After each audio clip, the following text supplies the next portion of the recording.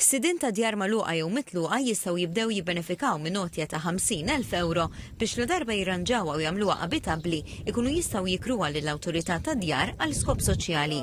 F'konferenza tal-aħbarijiet fil-Pjazza ta' Ħalaxa, is-Segretarju Parlamentari Dialogu Soċjali u l-Akkomodazzjoni Andi Allul spjega li l-Gvern iddeċida li jirdoppja l-ammont minn 25,000 għal 50,000 euro biex dawn il-proġetti ta' riabilitazzjoni jisiru aktar vijabbli, l-aktar meta proprjetà tkun ilha vojta u tkun teħtieġ għalla ta' taħt fuq.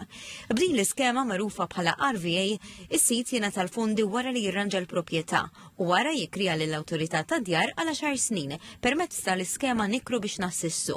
Din l-iskema tagħti akkomodazzjoni affordabbli lil familji fil-bżonn. Dr. Allul qal li din l-iskema tolqod żewġ safar b'ġebla waħda għaliex waqt li s-sidien igawdu minn kirja stabbli u sigura, persuni vulnerabbli jingħataw saqa fuq rashom b'dinjità u stabilta.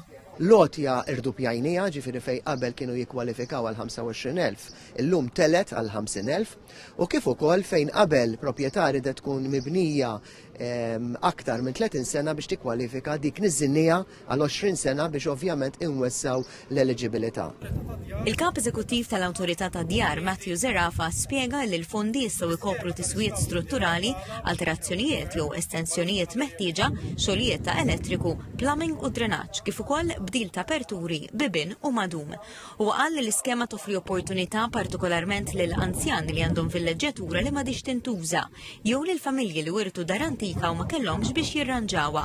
Mela din l-iskema huma tnej primarjament, waħda minnhom li nirriġeneraw proprjetajiet battala li huma fiċ-ċentri tal-komunitajiet tagħna u t-tieni hija li nżidu l-istokk tal-klijenti tagħna li jkunu fuq lista tal-istennija. L-estensjoni tal-iskema tagħmel parti minn istrateġija usa ta' akkomodazzjoni soċjali bilan li mhux biss jiġu indirizzati proprjetajiet vojta, iżda wkoll tiżdied il-provvista ta' akkomodazzjoni affordabbli b'mod sostenibbli u effiċjenti.